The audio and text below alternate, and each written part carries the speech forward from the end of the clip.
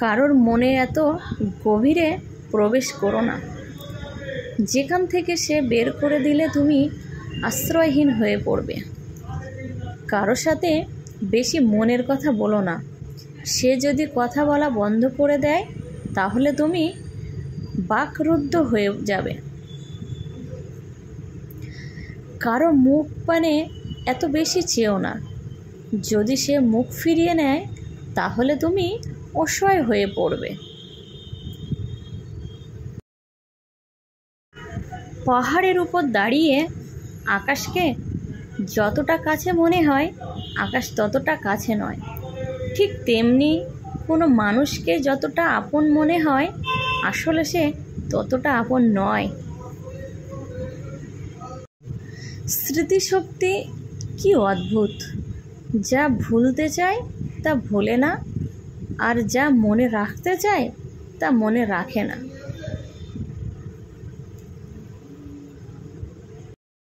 জীবনের সবথেকে বড় ভুল কাউকে না জেনে না চিনে কারোর সাথে সম্পর্ক তৈরি করা। খুব কষ্ট হয় তখন যখন কোনো দোষ না করেও সরি বলতে হয় সম্পর্কটা টিকিয়ে রাখার জন্য। এই ব্যস্ত শহর যেমন আছে তেমনি থাকবে, শুধু পাল্টে যাবে কিছু মানুষের গল্প। ক্ষমা তাকেই করো যে অজান্তে ভুল করে, তাকে নয় যে জেনে বুঝে বেইমানি করে। রূপের ঝলক দিয়ে কি হবে যদি চরিত্র ঠিক না থাকে? আবেগ দিয়ে কি হবে যদি বিবেক না থাকে? শিক্ষা দিয়ে কি হবে যদি ব্যবহারটাই ঠিক না থাকে? জীবনের এটাই বাস্তব পরিস্থিতি।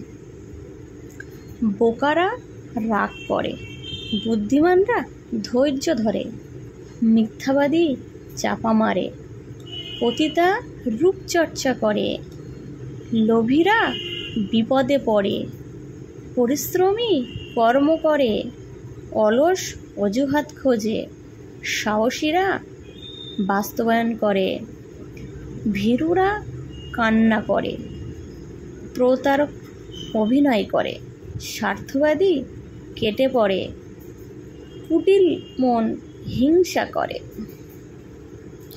সত্যি এটাই বাস্তব।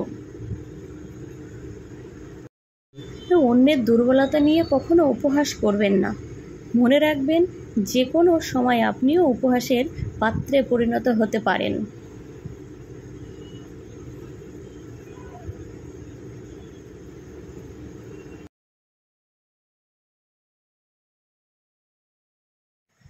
যেটা খুব সহজে পাওয়া যায় সেটা হলো ধোঁকা, যেটা খুব কষ্ট করে পাওয়া যায় সেটা হলো সম্মান। অর্থ মানুষের রূপ বদলে দেয়, স্বার্থ মানুষের চরিত্র বদলে দেয়। অর্থ আর স্বার্থ একসঙ্গে থাকলে মানুষের মনুষ্যত্ববোধ বদলে দেয়। জীবনকে প্রশ্ন করলাম কিভাবে জীবনযাপন করতে হবে। আমার গোটা রুম থেকে জবাব এলো। সাদ বলল, চিন্তা ভাবনা উঁচু রাখো। এসি বলল, মাথাটা সবসময় ঠান্ডা রাখো। ঘড়ি বলল, সময়ের মূল্য দিতে শেখো। আয়না বলল, সৎ থাকো। বাবার চেয়ে বড় কোনো দায়িত্ববান পুরুষ হয় না, মায়ের চেয়ে কোনো যত্নবান নারী হয় না। ওই জন্য বলবো, বাবা মাকে ভালোবাসুন, বাবা মাকে সম্মান করুন। জীবন বড়ই অদ্ভুত। যে পায় সে সব কিছুই পায়, আর যে পায় না তার জীবনের খাতা সারা জীবন শূন্যই রয়ে যায়। একটা কথা বলি, এমন কিছু কাজ করো না যেন প্রিয় মানুষটা সন্দেহ করার সুযোগ পায়।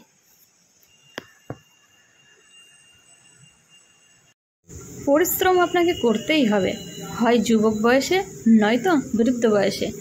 পরিশ্রম করার বয়সে যদি আপনি আরাম করেন, তাহলে আরাম করার সময়ে আপনাকে পরিশ্রম করতেই হবে।